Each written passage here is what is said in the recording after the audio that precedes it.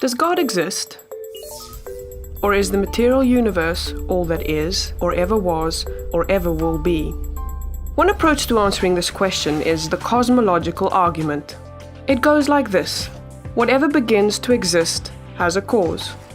The universe began to exist, therefore, the universe has a cause. Is the first premise true? Let's consider.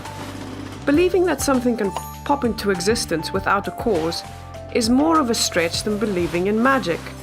At least with magic, you've got a hat and a magician. And if something can come into being from nothing, then why don't we see this happening all the time? No, everyday experience and scientific evidence confirm our first premise. If something begins to exist, it must have a cause. But what about our second premise? Did the universe begin, or has it always existed? Atheists have typically said that the universe has been here forever. The universe is just there, and that's all. First, let's consider the second law of thermodynamics. It tells us the universe is slowly running out of usable energy. And that's the point. If the universe had been here forever, it would have run out of usable energy by now. The second law points us to a universe that has a definite beginning. This is further confirmed by a series of remarkable scientific discoveries. In 1915, Albert Einstein presented his general theory of relativity. This allowed us, for the first time, to talk meaningfully about the past history of the universe. Next, Alexander Friedmann and George Lemaitre, each working with Einstein's equations, predicted that the universe is expanding. Then in 1929, Edwin Hubble measured the red shift in light from distant galaxies. This empirical evidence confirmed not only that the universe is expanding, but that it sprang into being from a single point in the finite past.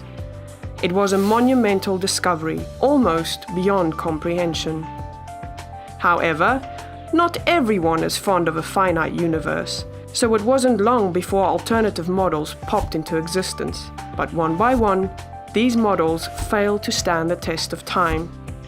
More recently, three leading cosmologists, Arvin Bord, Alan Guth, and Alexander Vilenkin, proved that any universe which has on average been expanding throughout its history cannot be eternal in the past, but must have an absolute beginning.